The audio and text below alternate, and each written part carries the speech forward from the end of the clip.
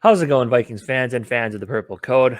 We're back after a few days removed here from the debacle that was the Detroit Lions game.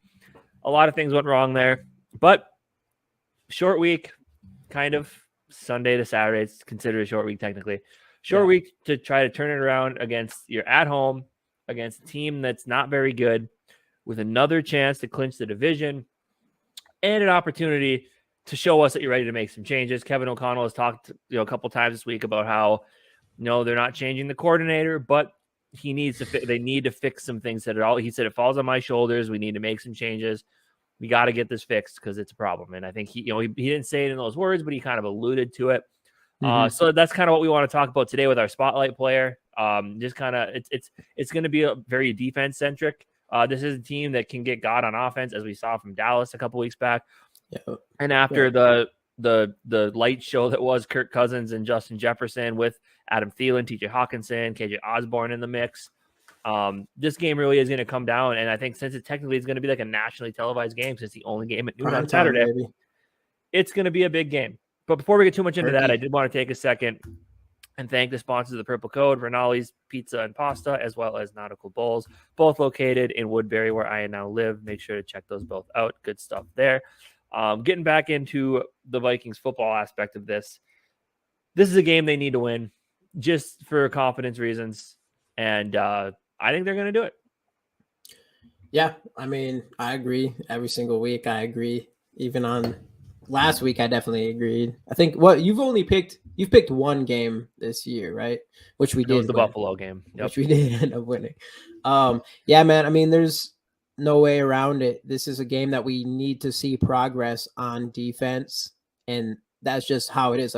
Like that game was so apparent that our offense is the reason why we're 10-3, even if they aren't scoring, continuously throughout the game or whatever. And a lot of it comes down to the end, but it was so obvious that they're the reason we're 10-3.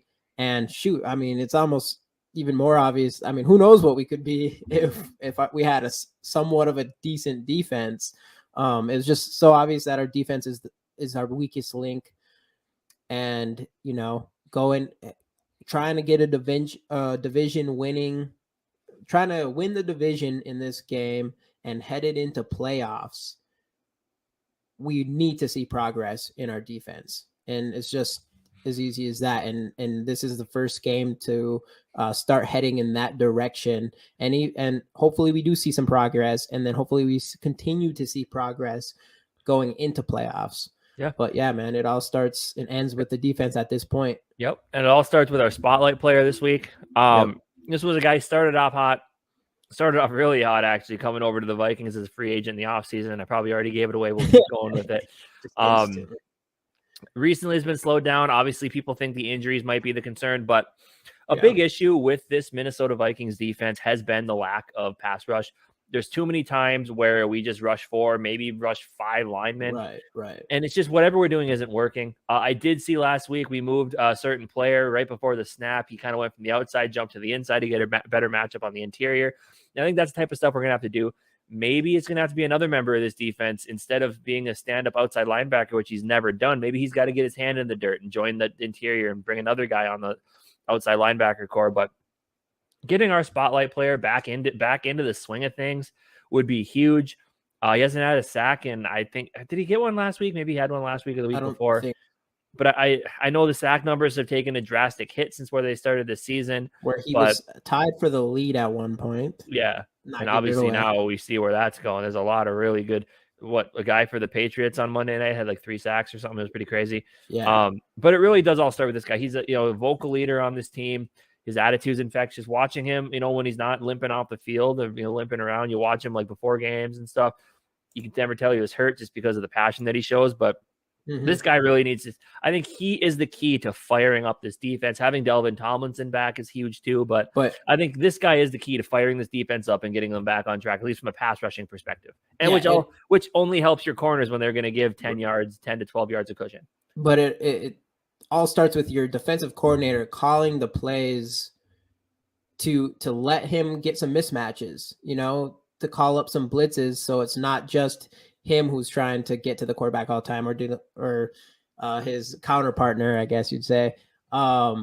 But I do want to also say that the Colts in this game have a 58.8 PFF grade on the season. So they're up against a defense or an offensive line that has not been good at protecting their quarterback, which should give him even more opportunity to feast. But like I said, our defensive coordinator, Donatel, we'll just say it. He needs to call some blitzes. He needs to call something so it's not so obvious. Like, obviously, if you just have this player and his counter partner, I don't want to give it away. If it's just obvious, those are the two people who are going to be rushing every single time or blitzing every single time. You're just gonna learn. You're gonna be able to double team them and stuff like that. I think you need to mix in some other players, some linebackers in there more. Harrison Smith. Every time for Harrison Smith's entire career, every time you see him on that edge, on one of the edges, he's about to make a play. And those are just the kind of things that we need to see out of this defense. And that's where I want to see the progress start, is in the pass rush in this game against a not very good offense against the pass rush. So yeah, I mean, let's say who this guy is. Yeah. And actually, he's probably one of the very few players on this defense that fits into the scheme. And that's also been another question. Like, do we have the right players for the scheme? It's a bunch of defensive players trying to learn a new scheme, honestly, from what they played in last year, because a lot of them are return players. Yeah. So that could have something to do with it as well. But the man, Zadarius Smith, is a big reason why this defense this defense looked better early on. Obviously, we're still giving up points and yards and whatnot, but it looked better because of what him and Danielle Hunter, or mainly him, getting to the passer. Obviously, as we talked about, the knee injury slowed him down a little bit. I think I'd be fine with resting him a little bit, but I think he's too proud. I think he wants to be out there. So, but we really need him and Ed Donatel to call the right plays and the players to kind of, I don't know. It'll be interesting to see what kind of adjustments they make, but it does start with him just from an energy perspective, because he brings it every week in, week out, even when he's hurt. So I think he's a big key to turning around this pass rush and in turn turning around the defense. Right. He is a big key, as long as the people above him are using him and the rest of the defense correctly. That's what it's going to come down to, at least in my opinion. I would probably say, in our opinion, it's the people who are calling the plays that need to help him and the rest of the defense out. Even though I'm not going to blame it only on them. I do think to some extent it's not just that, but at the end of the day, we are the number one. We are in last place, 32 out of 32 scoring defense in the NFL. And I know for a fact that our talent is not portraying that. So that means, in my opinion, that there is some fault on the coaches and the play calling and the scheme. So yeah, for sure. So, the Vikings have a great chance to clinch the division, get that out of the way, and start looking forward to securing that second seed. Because if you want to go far in the playoffs, I don't want to go to San Francisco. I don't want to go to Dallas. I don't want to go to San Francisco. So you cannot let San Francisco get that 2 seed. That would be a very scary game. But it all starts here. You got to win this game. You got to show some improvement on that defense. The offense needs to keep humming. I feel like because the defense is so bad, I think things are starting to click a little bit more for the Vikings. The last few games, we haven't had those huge, the third quarters haven't been great, but we haven't had those huge lulls in between the first quarter and the fourth quarter where you just don't score any points. I think we're starting to see things come together. Kevin O'Connell, as it's known from last week, play calling can still be a little bit suspect. I think he still gets a little too cute with things, but I think we're starting to see the improvement on the offense, as we knew we would. Defensively, though, we're not seeing it. I don't know if we will see it, but I really want to see it this week. Well, even you saying, we don't want to see the Cowboys, we don't want to see the 49ers is an example of us feeling like our team's not ready for a Super Bowl run, and we're 10-3. The media has been saying it all year. We've been trying to be like, no, I know we're winning these games right at the end, but we're still that team. And that loss of the Lions and our defense, it showed, it was a glaring hole for all of us fans. Like, all right, we got real issues. So, we need to, hopefully we can fix those and we can go in the playoffs. Like, hey, bring on the 49ers, bring on the Cowboys, because I feel confident. And I did feel confident probably up till this point, maybe even the Cowboys game, that our team could go out and beat any team in the NFL. But now we have to do something with that defense. Kevin O'Connell has to do something with that defense. Ed Donatil has to do something with the defense since he's going to continue being the defensive coordinator. For us to kind of gain that confidence back as fans. But at the end of the day, we know we have Kirk Cousins this year's Kirk Cousins, who is finding ways to win games, and our offense finding to win games. So I don't want to rely on that for the rest of the season, but if we have to, we will. Yeah. And this offense can score with anybody. So it's really just the defense needing. Right. Just some progress, something different. Just change it. Go get Zimmer. Put him in there. So let's end it off with some score predictions for this game. What do you got? Before score prediction, I did want to mention that other than just this matchup, that the last 4 games, the Colts have been really bad at pass rushing. They've been like averaging in the last 4 games like 55 PFF grade in pass rushing. So I think this is going to be a game that Kirk Cousins should have a lot of time, especially with an offensive line that is healthy compared to last week with Darisaw coming back and hopefully Garrett Bradbury coming back. So I'm expecting a lot from Kirk Cousins. Their coverage is pretty solid in Indianapolis, but hopefully, with Kirk having some time in this game, I'm hoping that our offense puts up big numbers at the very least. And hopefully we can just win because of that. But hopefully we also see that improvement on defense, which will kind of gain us and the fan base a lot more confidence. But as far as score predictions, player predictions, even though I think Kirk's going to have a lot of time, I do think we might struggle a little bit in the coverage area. So I think we're going to be setting up our run with the pass a little bit. And I'm going to go with Dalvin Cook as my player this game. And I think he's going to rush for over 100 yards and a touchdown. We'll see a little bit more of him in our DraftKings later. But spoiler alert. As far as scoring goes, I've said this in our last video as well, or the video that on our channel that's coming out on Friday, is last week I said the Vikings were going to win 30. I think I said 34 to 17. 34 to 17. All right. This is the 3rd week. So the week before I was like, I'm stopping this, big score games or whatever. Well, I'm going back to that, and I'm going to say 27-23. We win by 4 points. I'm going to keep it close. That's just how we have to play this game, I guess. Yeah. And yeah, that's my score prediction there. All right. Well, I think since you're already basically saying you're going to want to put Delvin in this lineup, I want to put Kirk in our fantasy lineup first off. I think he's going to have a big game. 300 yards, at least 2 touchdowns. Going to keep playing at the level he played at last week. I'm going to be different this week. I know I said I'd never call another game that's more than a score, but I think the Vikings win this game 27-17. Let's go. See those improvements on the defense a little bit. Offense keeps humming. Nice win. Speaking of winning, let's win some money. Hopefully, we're still trying. Someday you'll stop seeing us making videos. That's because we just hit it big on DraftKings. It'd be nice. It wouldn't be nice. We would just have better. Either that, or you'll just see an upstick in quality. Hopefully, for sure. We'll just roll with that. So let's start where we wanted to. Let's start with Kirk, and let's start with Delvin for the Saturday matchup. So we're going Saturday. Yep, 3 games Saturday: Miami, Buffalo, Baltimore, Cleveland, and then Minnesota, Indianapolis. Obviously, I love Kirk Cousins' position here compared to all these other starters here. Unless you want to go with Matt Ryan, which I'm not trying to do that, or Huntley, which he might not even play. But yeah, I like Kirk Cousins right away. We'll go to running back and put Dalvin Cook in there right away as well. So from here, I do want a guy, since this is only 3 games, there's a guy that I want right away. And he's someone that actually put in one of my lineups last week that nobody was really talking about just because he came right off injury. And that's J.K. Dobbins, who came in and ended up having 15 touches, 120 yards, and a touchdown. So I'm liking him again this week at this price. 5,200 seems like an absolute steal to me. I'm putting him back into this lineup. Okay. What do you think? Anything else that you're liking over here? I'm looking at that Miami and Buffalo game. So it's supposed to be like, as of what I understand, like 7 inches of snow and 28 degrees.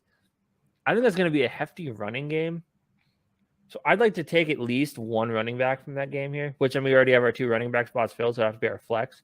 Yeah. But So you got Mostert. So I like Mostert here at that price, but you have Jeff Wilson Jr.'s injury was listed as non-participant Yeah. on Tuesday. So yeah, we're obviously making this video a little earlier this week, but we're gonna keep an eye on that. I like Mostert here, but if Wilson Jr. plays, I definitely think we're gonna have to make some decisions here. Right. I like them over Singletary. Otherwise, we could even go cheaper and tries putting James Cook in, who has been getting more opportunities, but he's been really weird. Like this week, 11 attempts for 86 carries. Of course, us the next week we put him in our lineup, gets 2 attempts for 4 carries, and then the next week 14 for 64, just for him to get 4 for 6. So he's on the uptick. It's kind of every other game he's on the uptick. Other game. So this we could go with him, but for now, I mean, Mostert's the starter unless Jeff Wilson is. I say we put him in that flex for now. I like it.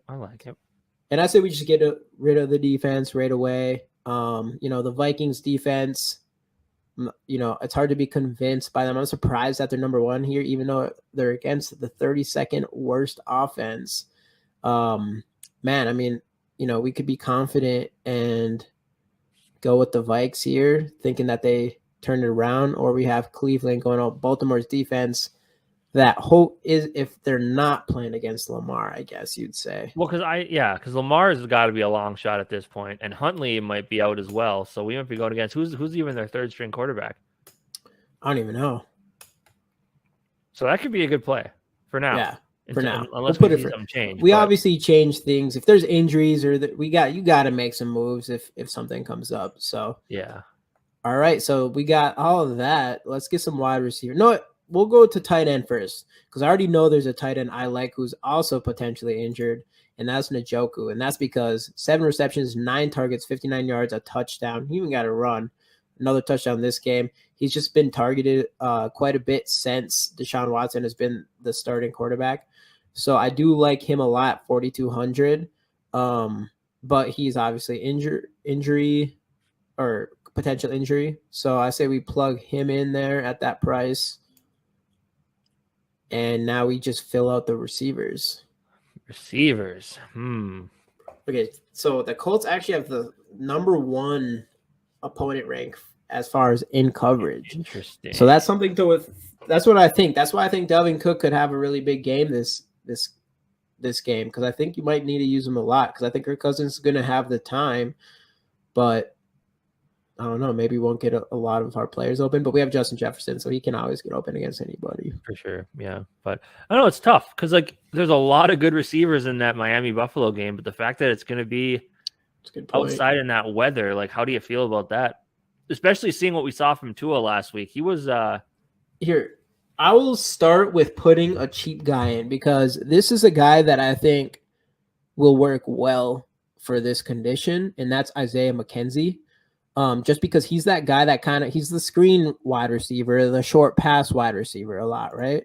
So I could see him for this cheap price. We could get a cheap price out of him, and I think this is a game that you see them go into a lot in the short game, kind of the short pass game. So I kind of like that at that price compared to some of these other guys. Yeah, we got quite a bit of money to play around with here still. Yeah. So what do you think? So you can go big at receiver, and if you're looking, I mean, I don't know. So we have McKenzie from Buffalo. I would say if you're gonna take more than one receiver from that game, I would say you look at a guy like Diggs. I would say you look at Buffalo mainly because I trust Josh Allen's arm in the snow and wind. And Diggs he's a reception guy, Yeah. So I think that's a no-brainer. Waddle kind of was, but he is look at that. What happened there? And now look at. Is he hurt? No, I don't think so. I just think I don't know what's happening, but I know his potential. So 7,000 is a good deal for him for his potential. Yeah. But we also have these other, Donovan People-Jones. I think we put him in our lineup last week. Look at that. That looks pretty damn good. Yeah. What does he cost? 51. So we could put him in there, and then we could just be like, screw you, Diggs, and put Justin Jefferson in there. No bias. I mean, you could. You see what it looks like? Yeah. Put JJ in there. We're gonna have the same lineup as last week. Put Hawkinson in. I like it. Okay. I mean, I don't see this, there's no bias. Do we want to go full on Homer then and use our extra $200? And since we're talking about the Vikings defensive let's do improvement, it. we're gonna talking about the Vikings dominate. making defensive improvements, right? Let's go. $0 and everything. I like it. Vikings smack the Colts. Kirk Cousins, Delvin Cook, Justin Jefferson, TJ Hawkinson, and most surprisingly, the Vikings defense. Screw it. Not kind of what we were originally looking at when we put this lineup together a couple seconds ago here. Kind of just made some decisions, put some Vikings in there, but screw it. Why not?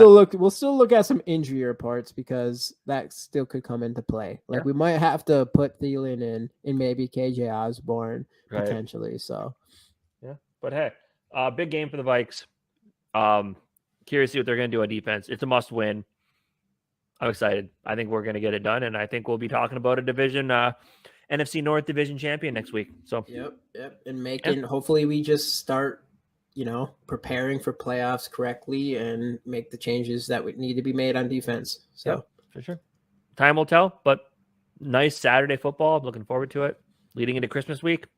Yep. Gonna be good times. So thanks everybody for watching. Thanks for joining. We'll see you guys next week right here on the Purple Code. SKOL Bikes.